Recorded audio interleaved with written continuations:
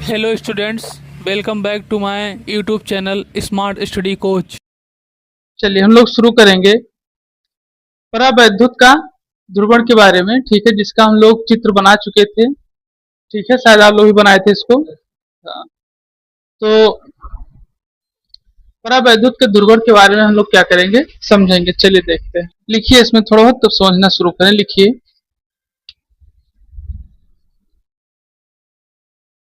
लिखिए परावैद्युत के ध्रुवण में वह प्रक्रिया। चलिए नोट कर लीजिए, फिर इसको हम लोग समझना शुरू करें और जानने शुरू किया परावैद्युत का ध्रुवण के बारे में।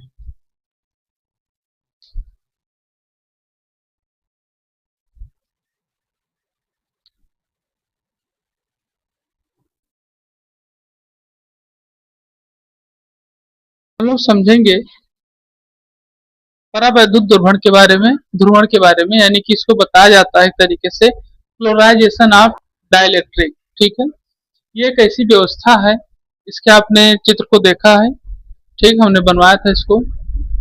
ठीक है, तो यहाँ सबसे पहले बताया था परावैद्युत के ध्रुवण के बारे में। ये क्या होता है बताया था, वह प्रक्रिया है जिसमें किसी परावैद्युत पदार्थ यानी कि अचालक को बाह्य वैद्युत क्षेत्र में रखने पर उसके परमाणु या अणुओं में नेट वैद्युत द्विध्रुव आघूर्ण उत्पन्न हो जाए। ठीक है, ये बताया था परावैद्युत ध्रुवण के बारे में। अब इसको समझने का प्रयास करेंगे कि कहना क्या चाह रहा है। देखिए, बताया जाता है, आप लोगों को पता होगा, और अभी कुछ दिन पहले हम आपको पढ़ाए थे ध्रुवीय और ध्रुवीय परावैद्युत। ठीक है, पोलर और नॉन पोलर डाइलेक्ट्रिक के बारे में बताया था, जिसमें आपके ध्रुवीय और अध्रुवीय परावैद्युत के रूप में बताया गया था, चीजें बताई गई थी इसमें। ठीक है, उसमें हम लोग क्या समझे थे, आपको बताए थे इसमें कि जो ध्रुवीय होते हैं, ठीक है, उनके जो जैसे आप मान लीजिए ध्रुवीय में आपके वो आते हैं जो द्विध्रुव प्रकार करते हैं। ध्रुवीय जो द्विध्रुव प्रकार करते हैं, और द्विध्रुव आघूर्ण उसी तरीके से कार्य करता है जैसे आपका HCl। द्विध्रुव आघूर्ण तब कार्य करता है जब विपरीत आवेशों पर परिणाम समान हो, तब द्विध्रुव आघूर्ण कार्य करेगा। ठीक है, तो इसका मतलब जो ध्रुवीय होते हैं वो भी उसी तरीके से ही कार्य करते हैं। ठीक है, जिसके आवेश जो हो एक तरीके से अलग अलग हो लेकिन परिणाम समान हो। देखिए समझिए, जैसे आपका हो गया HCl।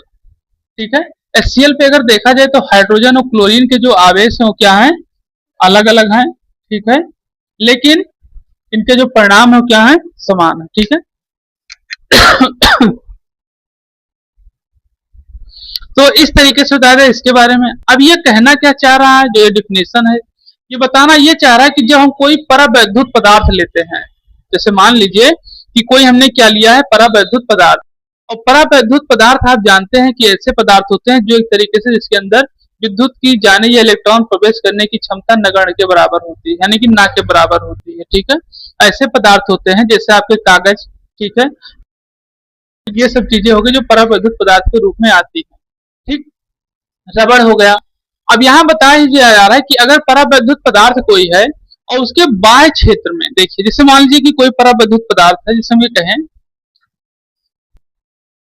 हाँ जैसे हम ये कहें, जैसे मान लीजिए ये आपकी ये मार्कर है, ये प्लास्टिक का है। ठीक है, ये भी परावैद्युत पदार्थ ही है।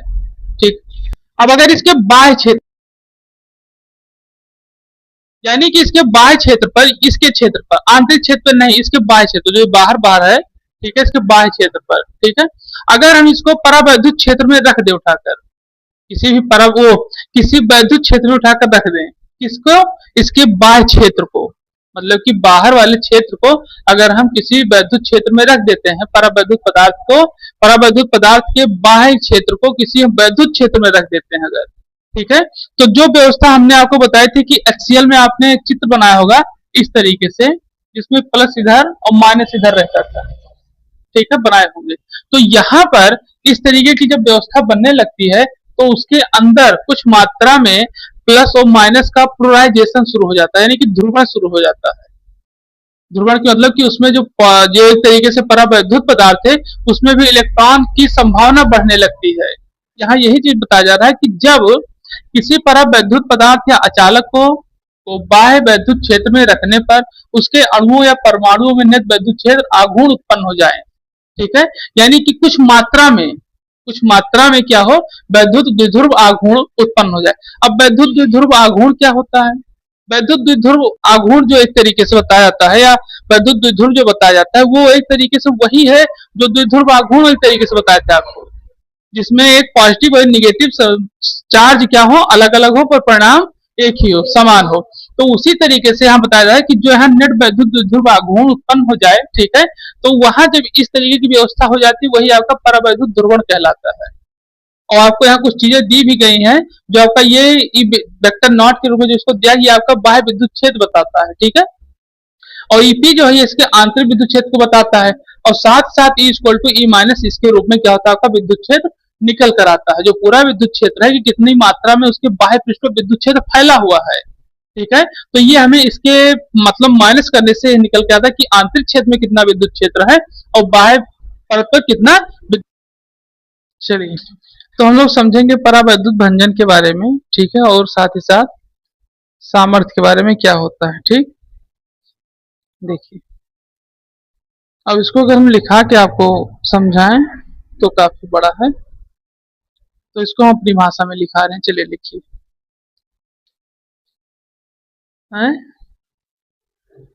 लिखिए, किसी परावैद्युत पदार्थ में, किसी परावैद्युत पदार्थ जिसमें, किसी परावैद्युत पदार्थ जिसमें आवेश के बढ़ने के कारण,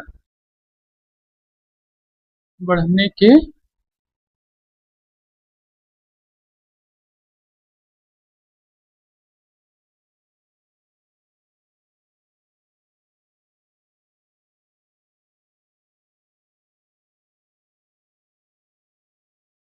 अब इसको हम लोग समझेंगे, ठीक है। ये क्या होता है परावैद्युत भंजन तथा परावैद्युत सामर्थ्य क्या होता है।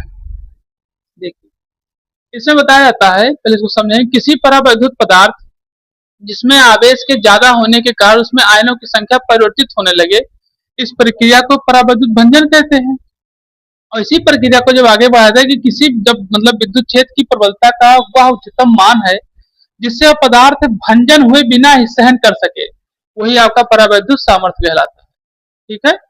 और शुष्क वायु में परावैद्युत सामर्थ्य जो होता है 3 × 10⁶ वोल्ट कोटि का होता है, ठीक है। ये हो गया, तो ये आपका होगा परावैद्युत भंजन तथा परावैद्युत सामर्थ्य, ठीक। तो आप इसको समझ गए होंगे। अब इसमें बताया गया है कि किसी परावैद्युत पदार्थ, जब कोई परावैद्युत पदार्थ होता है तो उसमें जो आपका परावैद्युत पदार्थ वही होगा जो एक तरीके से इलेक्ट्रॉन मतलब इस तरीके से जो विद्युत का क्या हो, कुचालक हो, सबसे पहली चीज। दूसरी इसमें सबसे बड़ी चीज है, इसमें भी बताई गई कि वही चीज होगा जो एक तरीके से ठोस अवस्था में होगा, और ठोस अवस्था में जितनी भी चीजें होती हैं उनके जो आयन होते हैं, जो उनके इलेक्ट्रॉन होते हैं, वो बहुत ठोस अवस्था होने के कारण बहुत ही दृढ़ता से बंधे रहते हैं। तो ये तो होगा इसके बारे में कि किसी परावैद्युत पदार्थ जिसमें आवेश के ज्यादा, अब आवेश के ज्यादा होने की संभावना क्या है, क्या चीज समझिए। देखिए, जब परावैद्युत पदार्थ को लगातार आवेश की मात्रा में रखा जाता है, ठीक है, तो उनके जो इलेक्ट्रॉन होते हैं, उनके जो आवेश या जो इलेक्ट्रॉन होते हैं, उनको हमेशा तोड़ने का कार्य करते हैं। कौन से परावैद्युत पदार्थ के इलेक्ट्रॉन या आयनों को तोड़ने का ही कार्य क्या करते हैं, वो करते हैं।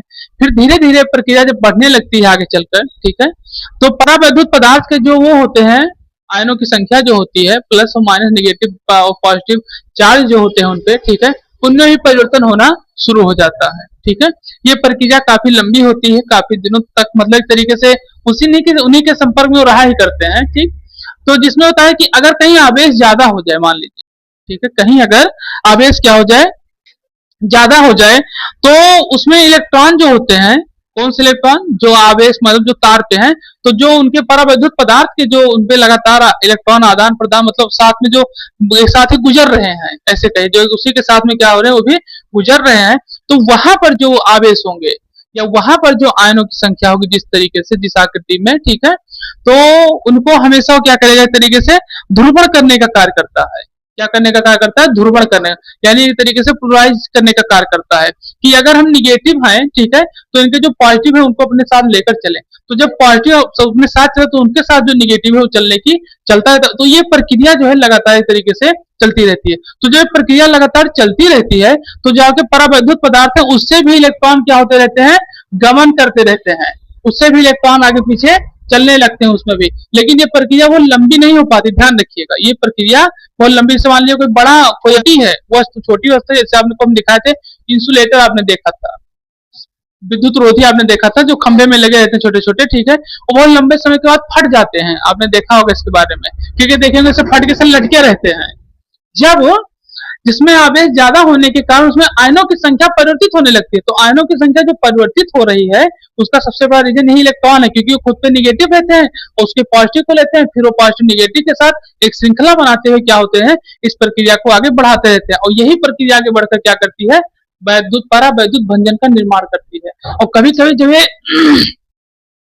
कभी कभी ऐसा होता है जब प्रक्रिया बढ़ जाती है तो इसमें जब इलेक्ट्रॉन बहुत भारी मात्रा यानी कि विभवांतर बढ़ने लगता है, आवेश बढ़ने लगा, विभवांतर बढ़ने लगा, तो भंजक और भंजक और भंजन एक साथ ही कार्य करने लगते हैं, यानी कि आवेश बाहर आने लगता है, जिससे आप देखे होंगे कि कभी कभी स्पार्किंग होने लगती है तारों के बीच में, ठीक है, तो इस तरीके से वैद्युत परावैद्युत भंजन क्या होता है, इस तरीके से निर्मित होता रहता है। अब इसमें आगे क्या बताया जा रहा है वो भी समझिए, देखिए अब इसमें फिर आगे क्या बताया जा रहा है कि जब विद्युत क्षेत्र की प्रबलता, जो विद्युत क्षेत्र है, ठीक है, उसकी प्रबलता बढ़ने लगे, ठीक है, विद्युत क्षेत्र की प्रबलता बढ़ने लगे, जिससे परावैद्युत भंजन न मतलब एक तरीके से भंजन हुए बिना सहन कर सके, भंजन हुए बिना ही क्या कर सके, सहन कर सके, सबसे बड़ी चीज ये बताया जा रहा है, तो उसी को एक तरीके से क्या कहते हैं, सामर्थ्य कहते हैं। अब समझिए क्या चीज, देखिए बताया जाता है कि शुष्क वायु का परावैद्युत सामर्थ्य होता है, कुछ पावर होती है जो शुष्क वायु होती है, जैसे वायु नम है, ठीक है, तो उसमें परावैद्युत की जो व्यवस्था अलग होती है। अब आपको ये भी बता दें, समझिए क्या होता है, देखिए